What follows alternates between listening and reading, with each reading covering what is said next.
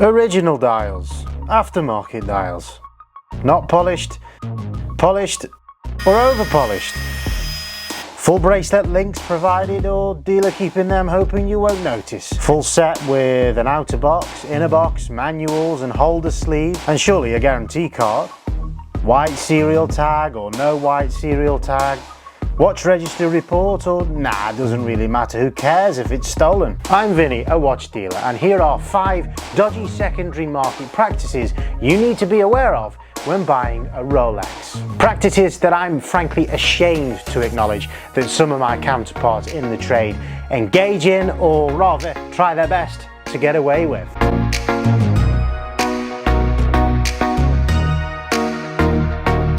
These things really do earn a small minority of dealers in my industry that grey dealer badge of shame, which is why I never really like to refer to myself as one of those. But sadly, the general reputation of our trade is tainted due to those few bandits that do exist, and I can confirm I've come across myself. So that's why, guys, education is everything, and you absolutely need to have your wits about you when buying your next Rolex. And I promise you, even if you're an avid collector and you've done this many times before, you will be surprised by one or two of these things that I'm about to highlight, or expose rather, that actually do go on. First up then, dealers trying to get away with selling watches with aftermarket dial colorways at a premium above their original dial color. Now this is particularly becoming a lot more common now with the Rolex Oyster Perpetual 41 and 36 line, whereby dealers are taking black dial, blue dial, silver dial models and swapping them out with aftermarket turquoise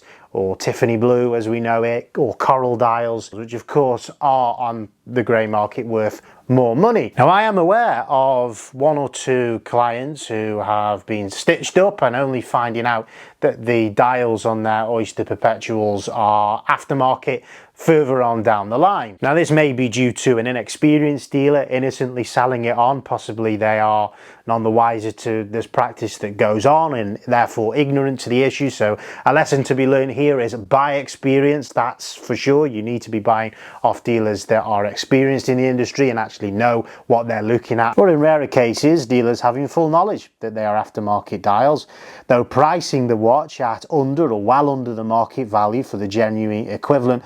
However, still offering them at a premium above what they originally were, i.e. in the case of the Rolex Oyster Perpetual 41, a blue, black or a silver dial, which on the secondary market trade between £7,000 and £9,000. The unsuspecting end user thinks they're getting a great deal, and the unscrupulous dealer takes a £7,000 watch and slaps a massive margin on it. Now the general rule is this: a Rolex with an aftermarket dial is worth less than a Rolex with an original dial. Now guys, it doesn't matter whether the dial is made of diamonds, gold, frankincense or myrrh. If it is aftermarket and the original genuine dial isn't also being provided with that watch, then as a full package it is worth less on the secondary market. So guys, the advice from me is frankly run a mile from aftermarket anything. And if you're into your watches, then you absolutely should own one of these. A loop. You can pick up these with a whopping 40 times magnification on Amazon for literally a £5, and you should absolutely own one so you can do your own checks when buying. So the next point I want to mention is make sure if you're buying a watch that is described as a full set that you're actually getting a full set. I've mentioned on this channel before, there's a practice in the industry with many dealers where they actually store the boxes and accessories separate from the watches that they sell, and therefore it can happen where boxes that originally came with that watch or manuals that originally came with that watch don't end up being sold with that watch further on down the line. A full set is a Rolex with an outer white box, an inner green box, a green seal provided, any spare links that are provided with the watch that have been taken out of the bracelet, a sleeve that fits the manual and the guarantee card in there, which means of course you should also get a manual and a guarantee card that's dual assigned and dated, and also a service booklet. I've been approached by individuals that have been offering me a full set that doesn't have half of those things. So in the one particular case, I can remember a client approached me with a brand new 2022 Rolex, and he only had the green inner box and the guarantee card with it. And I said to him, why do you describe this as a full set? This is a partial set. And he said, well, that's the first I've heard of it. I was sold this watch as a full set. And I said, well, is this the first Rolex that you've bought before? And of course it was. So sadly, the client in question was unaware of what a full set actually is when it comes to a Rolex, and he'd been sold by a rather unscrupulous dealer an allegedly full set. However, I'm guessing he paid exactly the same price for that as he would have done an equivalent from a dealer who was above board and sold it with all the accessories that should have come with it. I don't know what's going on here. Perhaps the accessories and the outer box was lost, or even, dare I speculate, those boxes and accessories were sold on eBay and flipped to make even more money. And the third one that I would really want to mention, because this is probably the worst of all, is spare links. Now, be absolutely sure that if you are buying a Rolex that is described as a full set, that you are getting all of the links that were originally provided with that watch. It does happen where dealers are offering watches that aren't a full bracelet.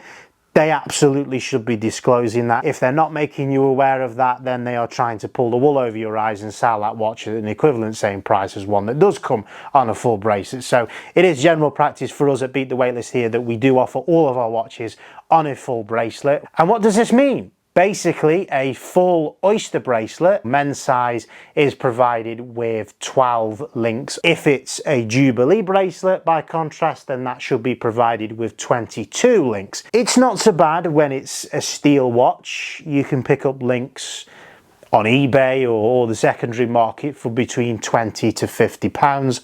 Genuine in steel, that's Jubilee or oyster. But guys, when it comes to two-tone or gold links, that's a very different story. For a two-tone link in rose gold, you could be expecting to pay £150 for just one of those, and if it's a solid gold link, then anywhere north of £200–300. The fourth point that I want to mention as well is that if a dealer is worth their shirt and they are above board and respectable, then they absolutely should, in this day and age, be providing you with a watch register report. What is the watch register? Basically, it's like a HPI for a car. It checks a watch against a lost and stolen register. And in the current crisis that we're seeing in London, where watch theft is on the rise, rapidly on the rise, and is quite prevalent now, sadly, with Rolex, it's absolutely crucial that you make sure that any watch that you're buying from a dealer is supplied with a watch register report that says there has been no match with the database for that particular serial number, and therefore that watch is safe to buy and isn't recorded as stolen. If you buy a watch that isn't supplied with a watch register report, and in 2 or 3 years time you take it into your Rolex authorized dealer for a service and you pay for the service, if it has been reported to Rolex themselves as well that the watch has been stolen, they'll just keep the watch, and you will lose your Rolex and you'll lose your investment, of course, along with that.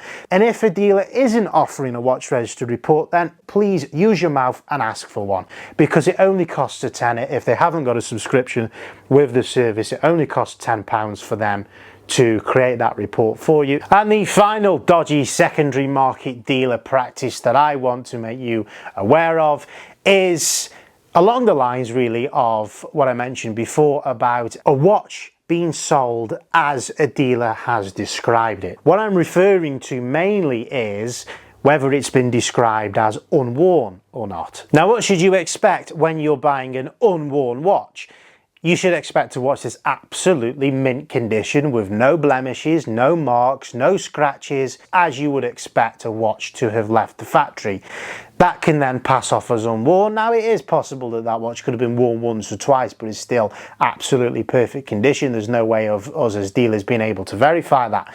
But what my problem is watches being sold as unworn that actually look unworn from a distance or to the untrained eye, but have been polished and have undergone a full refurbishment of the case and bracelet, and therefore there are no blemishes, no marks, no signs of wear or tear whatsoever.